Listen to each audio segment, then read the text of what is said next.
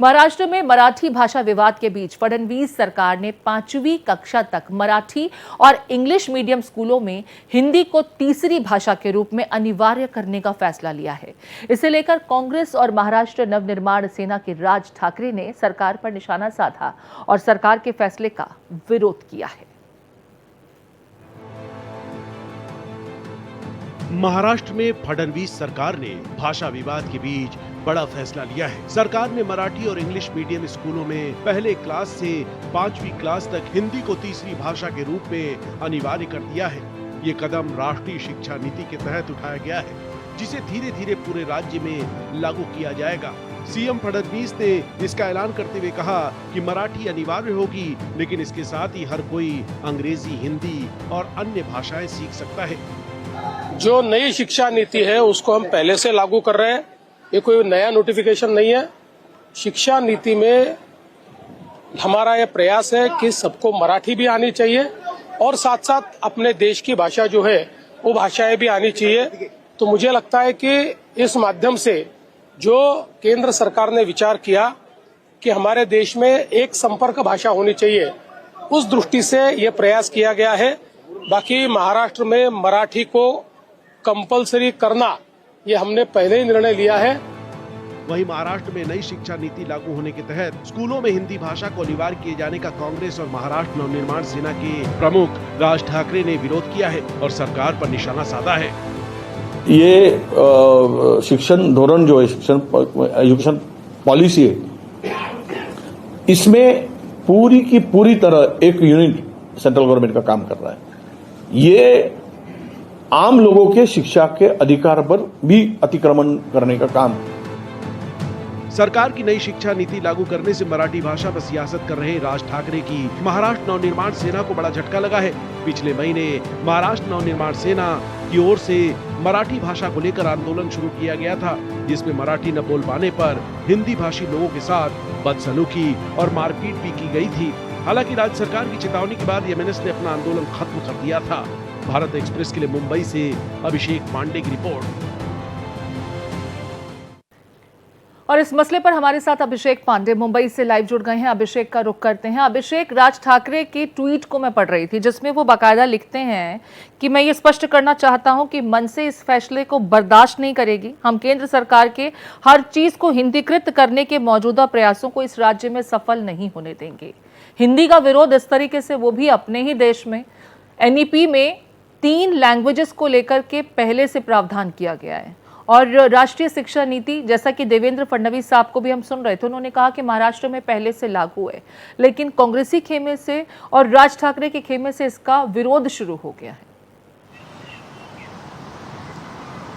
देखिए, बिल्कुल समन्वय भाषा के तौर पर केंद्र सरकार ने यह तय किया कि एक ऐसी भाषा होनी चाहिए जहां पर समन्वय तय हो, और समन्वय भाषा के तौर पर हिंदी को रखा गया और हिंदी को 1 से 5 तक अनिवार्य भाषा महाराष्ट्र में कर दी गई है। नई शिक्षा नीति के तहत हर स्टेट में 3 भाषाएं होंगी और उन 3 भाषाओं में रीजनल लैंग्वेज यानी उस स्टेट की लैंग्वेज, इंग्लिश के अलावा एक समन्वय भाषा होगी।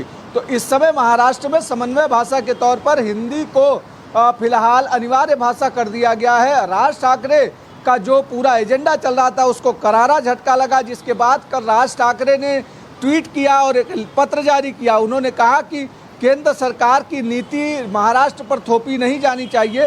भाषा के आधार पर प्रांत की रचना हुई थी और ऐसे में अगर उसका अतिक्रमण किया जाएगा तो वो चुप नहीं बैठेंगे, वो इस पर और अधिक तीव्र तरीके से प्रतिक्रिया देंगे। उन्होंने दूसरे राज्यों के लोगों को भी कहा है कि उनके राज्यों की भाषाएं वो वहां पर हिंदी या कोई दूसरी अन्य भाषा अगर थोपी जाए तो उसका विरोध करें। उन्होंने सवाल खड़ा किया कि क्या मध्य प्रदेश और उत्तर प्रदेश में तीसरी भाषा के तौर पर मराठी भाषा को दर्जा दिया जा सकता है क्या? अगर नहीं तो फिर महाराष्ट्र के भीतर हिंदी भाषा पढ़ाने के लिए जबरदस्ती करना। लेकिन अभिषेक, हिंदी से इतना ऐतराज क्यों? मराठी तो पढ़ाई जा रही है ना महाराष्ट्र के स्कूलों में। 2 लैंग्वेजेस में, एक अंग्रेजी एक मराठी। अगर तीसरे लैंग्वेज को भी एनईपी के तहत इम्प्लीमेंट किया जा रहा है तो उसमें हिंदी का चयन किया गया, क्योंकि देश में सबसे ज्यादा बोली जाने वाली भाषा हिंदी है। ज्यादा लोग इसे कम्युनिकेशन के लिए इस्तेमाल करते हैं। ऐसे में हिंदी से इतना ऐतराज और इतना परहेज क्यों? बिल्कुल सही कहा आपने कि हिंदी से इतना ऐतराज क्यों हुआ है। उसके पीछे वजह है कि राज ठाकरे की पूरी पार्टी मराठी मुद्दे पर ही महाराष्ट्र के भीतर 2006 में अलग हुई और उसके बाद 2007-2008 में काफ़ी एक बड़ा आंदोलन चलाया। उसके बाद 2009 में हुए चुनाव में 14 सीटें राज ठाकरे की पार्टी जीतती है। 13 से 14 सीटें जीतने के बाद जैसे ही उन्होंने आगे जा कर के अपना एजेंडा चेंज किया और मराठी से वो हिंदुत्ववादी हुए और भगवा के निशान के नीचे उन्होंने कई चुनाव लड़े, लेकिन उसमें कोई सफलता हासिल नहीं की। जिसके बाद फिर से वो मराठी के मुद्दे पर वापस लौटे हैं और ऐसे में राज्य सरकार की इस नीति का विरोध सबसे ज़्यादा राज ठाकरे कर रहे हैं। हालांकि उसके पीछे भी कांग्रेस भी विरोध कर रही है। कांग्रेस के स्थानीय नेता को लग रहा है कि अगर हिंदी का बहुत ज़्यादा महिमा मंडन हुआ तो उनका दूसरे प्रदेशों में उसको नुकसान हो सकता है, इसलिए दबे पांव वो भी मराठी का विरोध कर रहे हैं और उसके साथ मराठी का सपोर्ट कर रहे हैं और हिंदी का विरोध कर रहे हैं, क्योंकि महाराष्ट्र के रूरल इलाके में कांग्रेस को नुकसान हो सकता है। वहीं तीसरी सबसे बड़ी पार्टी शिवसेना जो है, शिवसेना ने अपने प्रवक्ताओं को साफ कह दिया है कि किसी भी तरीके से शिवसेना इस पूरे मुद्दे पर बात नहीं करेगी। फिलहाल ना तो मराठी के पक्ष में, ना मराठी के विरोध में, ना हिंदी के पक्ष में, ना हिंदी के विरोध में, क्योंकि हर कंडीशन में शिवसेना को नुकसान पहुंचेगा।